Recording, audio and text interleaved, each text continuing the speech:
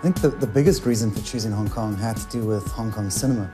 At the time we were watching a lot of like Hong Kong cinema action flicks and just loved like the action, loved the setting. So for us it just made perfect sense to bring the action, bring an open world game to somewhere that gamers had never been before. Got this meshing of cultures. You've got the Eastern culture and the Western culture. The Western culture being the British involvement in Hong Kong, and how those two cultures have sort of been fused together over the past century and a half. It has really shaped that city. You have the crazy extremes and the crazy characters just there for your enjoyment. Watching movies, we all love watching action movies, but that wasn't enough. And reading books, and there are lots of them about the cops' relationship with the triads, that wasn't enough.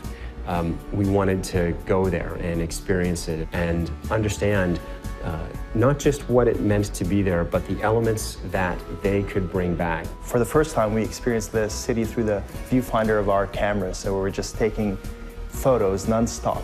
There are parts of the city where it felt like you're just walking in a canyon of signage, you know what I mean? And then from there, the following day, you go to a different part of the city where it feels vast and open and modern. And you're seeing a building that's over 100 stories tall, and next to it, there's a tiny little temple.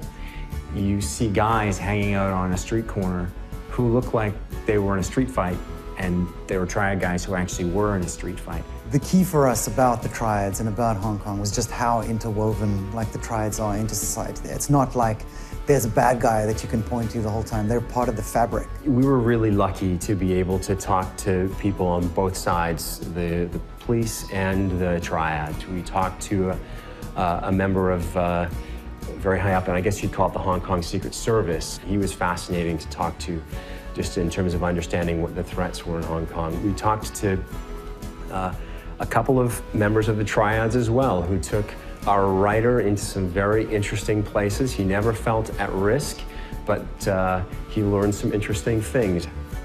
We heard a story when we were there with one of our contacts driving around the city. He told us about a particular entertainment figure who, during his program, had said some rather nasty things about one of the local triad leaders, and that this guy was chopped. Chopped being the term of being attacked by a triad but left alive. No sooner had he told us the story than we drove around a corner and he said, well, there he is. And sure enough, there was this guy walking down the street who we passed, who was years after the attack, but very visibly limping and very visibly maimed.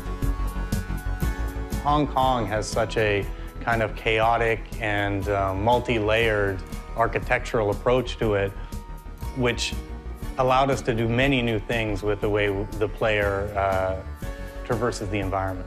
But we've basically taken the essence of the city, the essence of the lifestyle, and designed all of our gameplay mechanics around that so that we can basically embrace the culture, but also create an experience where players will actually feel like a, gangster.